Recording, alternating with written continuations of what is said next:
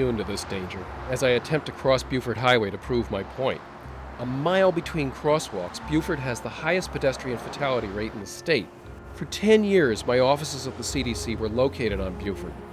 Every day, I witness Atlantans risk their lives to cross the street. On a hot afternoon, I had this epiphany. It's about 95 degrees out, 95% humidity, and I'm kind of rushing to get to the director's meeting. And I look over to the right side of the road, and here is a woman kind of bent over. She's in her 70s. She's got a plastic shopping bag, one in each hand, and she is just struggling to go along with her groceries.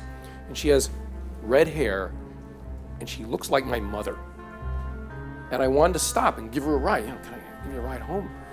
I didn't do it. I was late. And so I go to this meeting, and we're talking about all these big issues, and all I can think of is, God, if that poor woman collapses from the heat, the cause of death will, of course, be heat stroke, and it won't be those upstream causes we've just talked about. Lack of trees, poor air quality, lack of public transportation. And if she's killed by a truck going by, the cause of death will be motor vehicle trauma, and it won't be lack of sidewalks, lack of public transportation, poor urban planning, failed political leadership. Such sites fueled my zeal to put the safety of people before the convenience of the automobile. No one who wants to go shopping should have to go through this.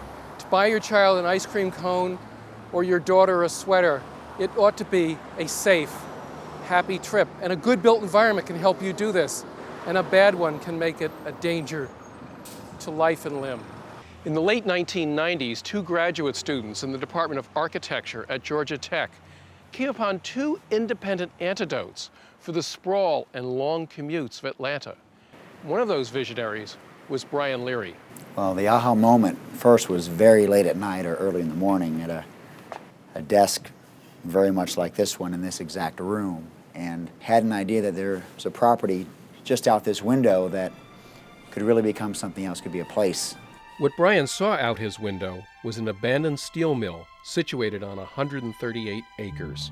Founded in 1901, the Atlanta Hoop Company made cotton bale ties and barrel hoops. Over the years, the factory's name changed to Atlantic Steel, as did its product lines. By 1997, most of its operations had been shut down due to foreign and domestic competition. Only a busy interchange separated the site from the heart of downtown Atlanta. Brian saw the urban eyesore as an opportunity.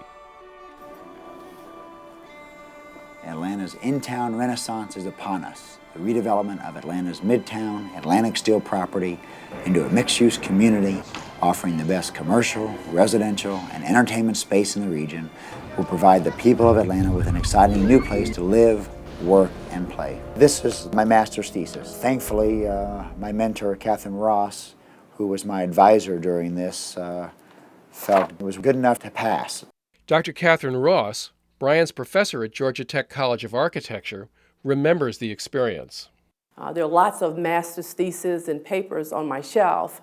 Not all of them has translated to something that we call the Atlantic Station Project. I'm very blessed to be, I guess, at the right place at the right time, and had some folks who obviously had more experience and a heck of a lot more money than me just to give me the opportunity to be involved. In 1998, the site was purchased for about $76 million to be developed into what is now Atlantic Station. Brian's college thesis made real at an estimated cost of nearly $2 billion. The project was risky, ambitious, and Brian was determined to get all the details right. The goal is to not reinvent the wheel. If you try to reinvent the wheel, you end up underneath it many times. And so we went around the country and looked at great urban places and tried to figure out why they work. And so to build a community that over time could be one of the largest cities in the state of Georgia if it stood by itself, we had to add 100 years of infrastructure. And infrastructure isn't just roads and sewers and sidewalks and buildings. That infrastructure is community infrastructure, it's quality of life infrastructure, it's green space. Having a cafe that has good coffee and knows you by name is part of the infrastructure in our opinion. Great cities have great streets, great sidewalks, and if you create the infrastructure, you create the opportunity in the built environment for people to do something different than driving by themselves, even in a place like Atlanta that loves their car, We thought people would change their behavior, and they might actually like the opportunity of walking to work, walking to lunch, doing errands on foot, or getting rid of their car altogether and using one of our share cars here they can check out by the hour. And it turns out people are responding. Somebody that's entering into retirement, this is the perfect community. It's the one-stop shop, and that's what I was looking for. It's fun, it's hip, you know, being a young person in Atlanta, it's just a great place to be. Just being able to walk places and not have to worry about driving is the biggest reason why we decided to move here. It used to be the great American dream is to own your own home. Think about now the great American dream to own your own town. Brian feels fortunate that his college thesis was allowed to take root and blossom. At the end of the day, we're in the memory-making business, okay? If people can have an authentic experience here with friends and family and new people that they get to meet in a diverse environment with good architecture, safe sidewalks, and an opportunity to get out of their car, then we've actually done something good here. The idea that Brian Leary, working with his professor, Catherine Ross, could develop a vision like Atlantic Station and really give the paddles and restart the heart of Atlanta was remarkable to me. And then another young person could imagine that even Olmsted would be proud of. The second innovative concept to leap from the mind of a graduate student at Georgia Tech was that of a safe and effective infrastructure for pedestrian, bicycle, and light rail based around the concept of the Beltway or city transportation loop. In the late 1800s, Atlanta's rail system, called the Beltline, made a loop around the city. Most of these rail lines have been long abandoned, but their overgrown footprints still circle the city's inner ring suburbs and neighborhoods. This is a rail line that goes back to the late 1800s.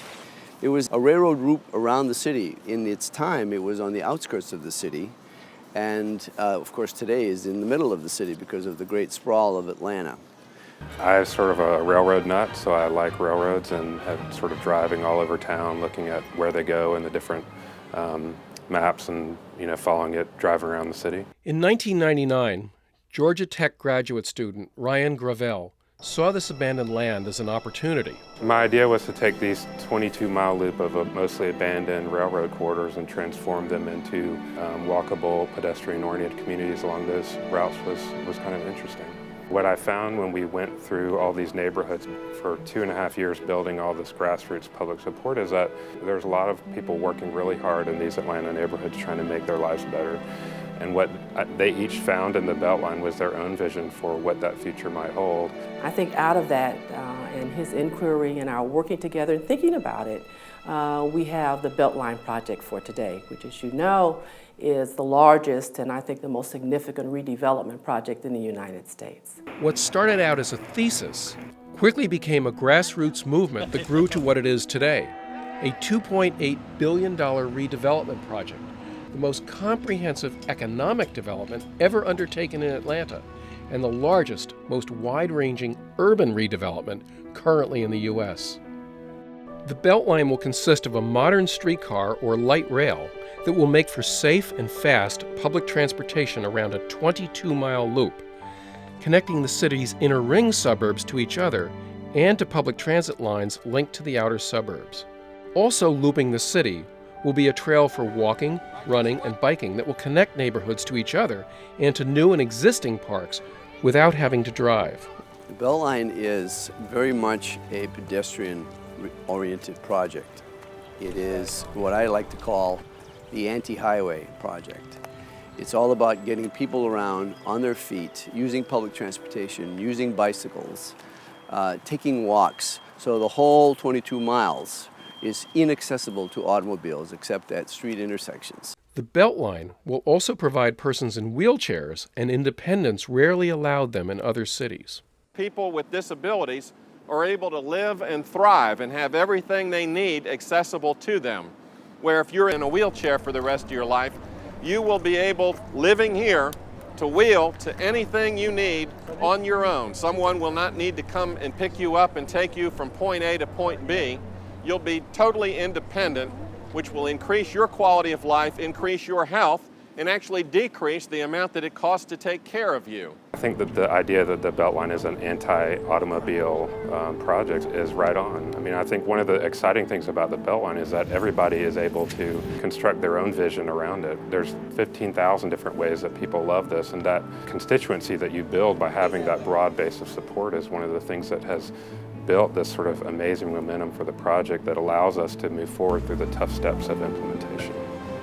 With funding pretty much in place, each year more and more parks and trails are completed, with the entire project targeted to be finished far ahead of its original 25-year plan. 10,000 residents came together and said to its elected officials, we absolutely want this project. We want it as soon as possible, and we're willing to commit public dollars to make sure that it happens. We have the most perfect opportunity to go from worst to first with the Beltline. So in fact, the Beltline will, in not too many years, become Atlanta's defining feature. Today, Ryan Gravel remains active on the project as a member of the Beltline's board of directors, as well as an architect for one of the two firms chosen to lead the design of the Beltline. My kids don't really know what I do, but I brought my daughter, who's 4, to one of the neighborhood meetings about the Beltline, and I was trying to describe her that there was going to be a train that we could ride from our house over to her friend's house or to the park, and she thought that was pretty cool. And when you think about their future and how different the city's going to be in the next 20 or 30 years, you've got to hope that we're investing in these kinds of initiatives, because it's going to be a much different place by then. In the fall of 2009, Ryan's former Georgia Tech classmate, Brian Leary, resigned from his position at Atlantic Station when he was named president and CEO of the Atlanta Beltline Project. Atlanta has been so good to me, and she has such tremendous promise, and the Beltline, in my opinion, a lot of people's opinion, represents the greatest opportunity to impact the most people in 100 years. The Atlanta Beltline is here. The Atlanta Beltline is here. The Atlanta Beltline is here.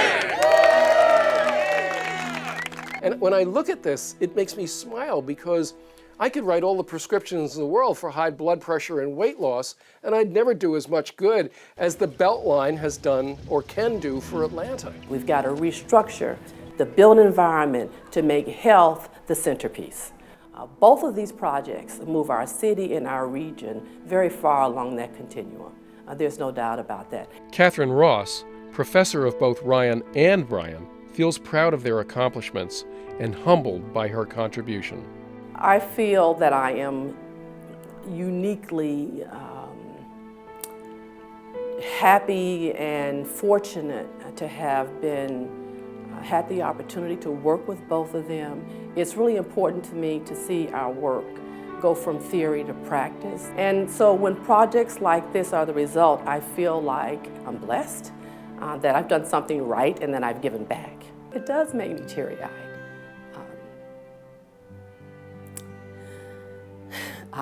I grew up in a family where giving back was really important. And my parents, I lost them both at an early age, but I think they'd be real proud of what I'm doing. I think the lesson from the Beltline is not that every city has to have a circle of railroads around it, but that we take strategies as we start to find solutions to the problems we've created for the last 40 years in places like Atlanta. We'll transform these places into valuable, interesting, wonderful, beautiful places to live. As beautiful as Paris or Amsterdam, but in a completely different way. This is what the future is of our country, that there are many bright Brians and Ryans around this country that have visions for turning their cities into great places, turning sprawl Atlanta into a place that people want to live, a place of the heart. We visited on a lot of these retrofits, and we're really impressed with how happy most of the people that we talked to were. Not just happy that, oh, their economic investment seemed to be paying off, but we're happy with their lifestyle. Endless anecdotes about how much more free time they had to do the things they really loved to do. Go!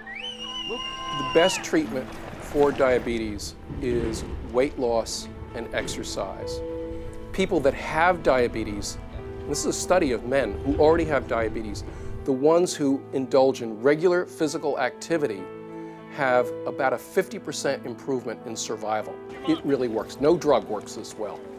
And now we have an opportunity, I think, to do it right so that people will have more active lives because it's easier, because it's healthier, because it's more fun.